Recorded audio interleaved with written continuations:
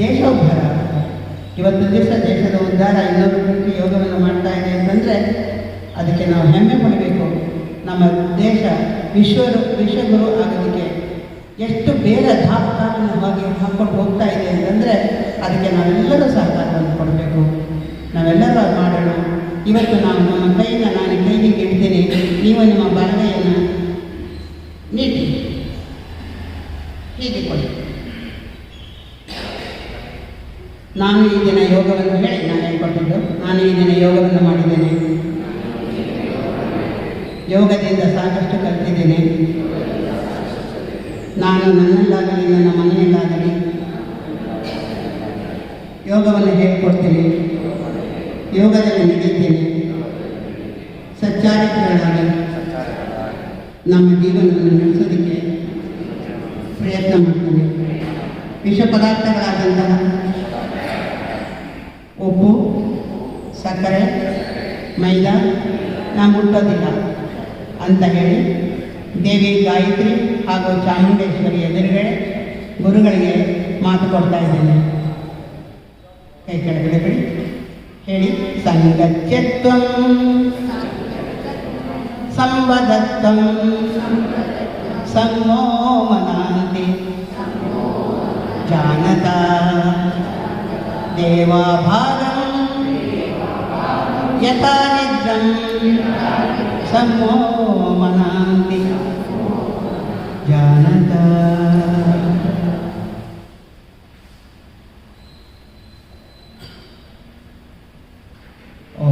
ಕೈ ಎತ್ತುಕೊಳ್ಳಿ, ಕಣ್ಣು ತೋರಿಸ್ಕೊಳ್ಳಿ.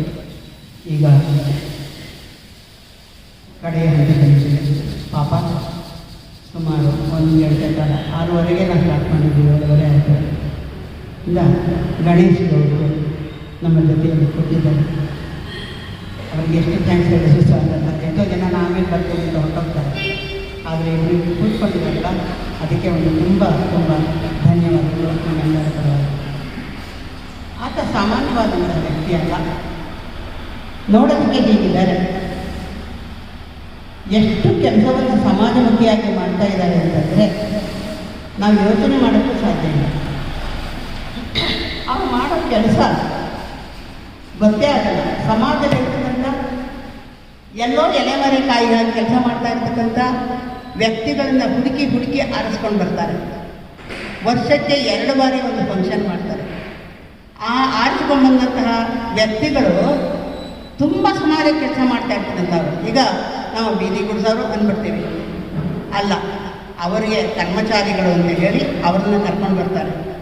ಅವರೆಲ್ಲರಿಗೂ ಸೀರೆಯನ್ನು, ಅವರೆಲ್ಲರಿಗೂ ಸನ್ಮಾನವನ್ನು ಸ್ಟೇಜ್ ಮೇಲೆ ಕೊಡ್ತಾರೆ. ಆ ಕೊಡ್ತಕ್ಕಂಥ ವ್ಯಕ್ತಿಗಳು ಯಾರ್ಯಾರು? IAS, IPS ಅಂತ ಅಧಿಕಾರಿಗಳು. ಸಂತೋಷ್ ಹೆಗಡೆ ಅವರು ಒಂದು ಸಲ ನನ್ನನ್ನು ಕರ್ಕೊಂಡು ಹೋಗ್ಬಿಟ್ರು. ಅಲ್ಲಿಗೆ ನಾನೇನು ಕೆಲಸ ಮಾಡಿದ್ದೀನಿ ಗೊತ್ತಿಲ್ಲ, ಬಲವಂತ ಕರ್ಕೊಂಡವರು ನನ್ನನ್ನು ಸ್ಟೇಜ್ ಮೇಲೆ ಕೂರಿಸಿದ್ರು. ಸಂತೋಷ್ ಹೆಗಡೆ ಅವರು IPS ಅಧಿಕಾರಿಗಳು. ತುಂಬ ಜನ ಸಾಲ ಕೊಟ್ಟಿದ್ದಾರೆ, ನನಗೆ ಗೊತ್ತಿಲ್ಲ. ಅಂಥ ದೊಡ್ಡ ವ್ಯಕ್ತಿಗಳನ್ನೇ ಕರ್ಕೊಂಡು ಬರ್ತಾರೆ. ಅವರುಗಳ ಮುಖಾಂತರವಾಗಿ ನಮಗೆ ಅಂಥ ಆ ಅವಕಾಶವನ್ನು ಕಲ್ಪಿಸ್ಕೊಂಡು ಕೊಟ್ಟರಲ್ಲ, ಅದಕ್ಕೆ ನಾನು ಎಷ್ಟು ಧನ್ಯಳಾಗಿದ್ದೀನಿ ಗೊತ್ತಿಲ್ಲ. ಆ ಒಂದು ಅಷ್ಟೊಂದು ಜನ ದೊಡ್ಡ ವ್ಯಕ್ತಿಗಳು ಅವ್ರ ಜೊತೆಲಿ ಕೂರಿಸಿದ್ರು. ಸುಮಾರು ಒಂದು 1000 ಜನಕ್ಕೆ ಊಟವನ್ನು ಹಾಕ್ತಾರೆ. ಸುಮಾರು 18 ಜನಕ್ಕೆ ಅವತ್ತಿನ ದಿವಸ SSLCನಲ್ಲಿ ಅಥವಾ PUCನಲ್ಲಿ ಪಾಸಾಗಿ ಫಸ್ಟ್ ಕ್ಲಾಸ್ ಬಂದಿರ್ತಕ್ಕಂಥವ್ರು ಅಥವಾ ಪಾಸೇ ಆಗಿದ್ದರೂ ಅವರು ಬಡ ಮಕ್ಕಳಾಗಿರ್ತಾರೆ, ಅಲ್ಲಿವರೆಗೆ ಬಂದಿದ್ದಾರೆ. ಅವರುಗಳಿಗೆ ಸ್ಕಾಲರ್ಶಿಪ್ ಕೊಡ್ತಾರೆ, ಅವರುಗಳನ್ನು ಬೆನ್ನು ತಟ್ಟಿ ಪ್ರೋತ್ಸಾಹಿಸ್ತಾರೆ. ಈ BBMP ಕರ್ಮಚಾರಿಗಳು ಅವತ್ತಿನ ದಿವಸ ಸುಮಾರು 60 ಜನ ಬಂದಿದ್ದಾರೆ. ನನಗೆ ಗೊತ್ತೇ ಇಲ್ಲ. ಅವರೆಲ್ಲರೂ ನನ್ನ ಮಾತಾಡಿಸಿದಾಗ, ನಮ್ಮ ಏರಿಯಾದಲ್ಲಿರೋರು ಮಾತಾಡಿಸಿದಾಗ ನನಗೆ ಇವ್ರನ್ನೆಲ್ಲ ಕರೆದಿದ್ದಾರಾ ಅಂತ ಆಶ್ಚರ್ಯ ಆಯಿತು. ಆಮೇಲೆ ಅವರೇ ಹೇಳಿದ್ರು, ಪ್ರತಿ ವರ್ಷ ಮಾಡ್ತೀವಿ. ಒಂದು ಸಲ ನಮ್ಮ ಮನೆ ಮುಂದೆನೇ ಒಂದು ಸ್ಟೇಜನ್ನು ಹಾಕ್ಕೊಂಡು ಎಷ್ಟೋ ಜನಕ್ಕೆ ಸೀರೆಯನ್ನು ಕೊಟ್ಟರು. ತುಂಬ ಅರ್ಧರ್ಧ ಮೂಟೆಯಷ್ಟು ಅಕ್ಕಿಯನ್ನು ಕೊಟ್ಟರು. ಅವತ್ತು ಗಿರಿಧರ್ ಕೋಟೆ ಅವರು ಬಂದಿದ್ದರು. ಹಾಡನ್ನು ಹೇಳಿ ಇವ್ರ ಬಗ್ಗೆ ಮಾತಾಡಿದ್ರು. ಅವಾಗ ಒಂದು ಸ್ವಲ್ಪ ತಿಳ್ಕೊಂಡಿದ್ದೆ ನಾನು. ಆಮೇಲೆ ಇವಾಗ ಸಿಕ್ಕಿದಾಗ ಒಂಚೂರು ಮಾತಾಡಿದಾಗ ಇವ್ರ ಬಗ್ಗೆ ಅರ್ಥ ಮಾಡ್ಕೊಳ್ತಾ ಬಂದೆ. ಮೊನ್ನೆ ನಾನು ಇಲ್ಲಿ ನಿಂತ್ಕೊಂಡು ಈ ಹಾಲು ಕೇಳಬೇಕು ಅಂತಿದ್ದೀನಿ, ನಿಮ್ಗೆ ಯಾರಾದ್ರು ಪರಿಚಯ ಇದ್ದಾರೆ ಅಂದಾಗ ಮಾಡ್ಕೊಳ್ಳೋಣ ಬಿಡಿ ಅಂತಂದರು. ಹಾಗಂದ್ರೆ ನಾನು ಸುಮ್ಮನೆ ಆಗ್ಬಿಟ್ಟೆ. ಒಂದು ದಿವಸ ಸುಮ್ಮನೆ ಆಗ್ಬಿಟ್ಟಿದ್ದೀನಿ. ಅವರಾಗಿ ಜ್ಞಾಪಿಸಿ ಫೋನ್ ಮಾಡಿ ನಾಡಿದ್ದೆ ಅಲ್ವಾ ಅಂತ ಹೇಳಿ ಅವರು ಫೋನ್ ಮಾಡಿ ನೆನ್ನೆ ನನ್ನ ಕರೆಸಿ, ಇಲ್ಲ ಅವ್ರು ಮೀಟಿಂಗ್ ಮಾಡ್ತಿದ್ರು, ಮೀಟಿಂಗಲ್ಲೇ ನನ್ನ ಕರೆಸಿ, ಅವರನ್ನು ಕರೆಸಿ ಇವ್ರು ಬಂದು ಮಾತಾಡಿ ಈ ಹಾಲು ಸಿಕ್ಕಿ ಇವತ್ತು ದಿವಸ ನಾನು ಎಷ್ಟು ಚೆನ್ನಾಗಿ ಕೂತ್ಕೊಂಡು ಮಾಡಿದ್ದೀನಿ ಅಂದರೆ ಅದಕ್ಕೆ ಇವರೇ ಕಾರಣ. ಇವ್ರು ಮಾಡ್ತಕ್ಕಂಥ ಕೆಲಸಗಳಲ್ಲಿ ಎಷ್ಟು ಹೊಗಳಿದ್ರು ಸಾಕು. ಸಾಮಾನ್ಯವಾಗಿ ಎಲ್ಲರಿಗೂ ಪ್ರಶಸ್ತಿಗಳನ್ನು ಕೊಡ್ತಾರೆ, ದೊಡ್ಡ ಮಟ್ಟದಲ್ಲಿ ಪ್ರಶಸ್ತಿಗಳನ್ನು ಕೊಡ್ತಾರೆ, ಪೇಟವನ್ನು ಹಾಕ್ತಾರೆ, ಕಾರಣವನ್ನು ಹಾಕ್ತಾರೆ, ಊಟವನ್ನು ಹಾಕ್ತಾರೆ. ಇದು ಸಾಮಾನ್ಯವಾದ ಕೆಲಸ ಅಲ್ಲ. ಪ್ರತಿಯೊಬ್ಬರಿಗೂ ಸಣ್ಣವರು ದೊಡ್ಡವರು ಅಂತ ಇಲ್ಲ, ಹೆಂಗಸರು ಗಂಡಸರು ಅಂತಲ್ಲ, ಅಧಿಕಾರಿಗಳು ಅಥವಾ ಯಾವುದೋ ಥರ್ಡ್ ಕ್ಲಾಸ್ ಡಿ ಕ್ಲಾಸ್ ಅಂತ ಇಲ್ಲ, ಎಲ್ಲರನ್ನೂ ಒಂದೇ ಚೆನ್ನಾಗಿ ಸ್ಟೇಜಲ್ಲಿ ಬರಮಾಡಿಕೊಂಡು ತುಂಬ ಚೆನ್ನಾಗಿ ಗಣ್ಯಾತಿ ಗಣ್ಯರ ಮುಖಾಂತರ ಕಾರ್ಯಕ್ರಮವನ್ನು ನಡೆಸ್ತಾರೆ. ವರ್ಷಕ್ಕೆ 2 ಬಾರಿ. ಇವರ ಜೊತೆಯಲ್ಲಿ ಕೆಲಸ ಮಾಡ್ತಕ್ಕಂಥವರು ಮಹಿಳೆಯರು ಇದ್ದಾರೆ.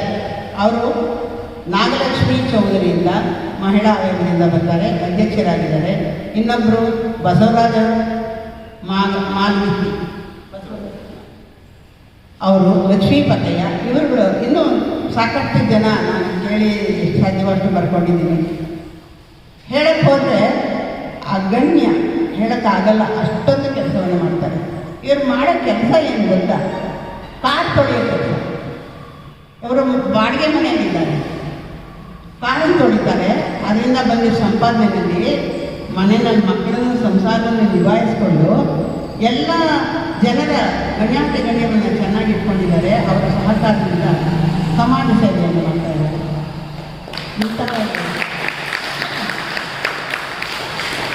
ಇಂತಹ ಒಬ್ಬ ವ್ಯಕ್ತಿ ನಮ್ಮನೆ ಪಕ್ಕದಲ್ಲಿದ್ದಾರೆ ಅಂತ ಅನ್ನೋದೇ ನನಗೊಂದು ಹೆಮ್ಮೆ.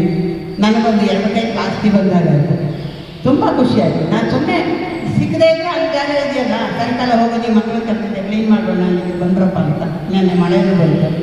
ಆದರೆ ಇವರಾಗೆ ಬಂದು ಕೂತು ಬನ್ನಿ ಹೋಗೋಣ ಅಂತ ಕರ್ಕೊಂಡು ಬಂದು ಎಷ್ಟು ಕಾಳಜಿ ಅಂದರೆ, ಸಮಾಜದಲ್ಲಿ ಏನಾದರೂ ಒಂದು ತೊಂದರೆಗಳಾದರೆ ಆ ತೊಂದರೆಯನ್ನು ಹೋಗಲಾಡಿಸೋದಕ್ಕೆ ಇವರು ಕಟ್ಟಿರ್ತಕ್ಕಂಥ ಸಂಸ್ಥೆ ಸಂಯುಕ್ತ ಕರ್ನಾಟಕ ಮಾನವ ಹಕ್ಕುಗಳ ಸಂರಕ್ಷಣಾ ಸಂಸ್ಥೆ.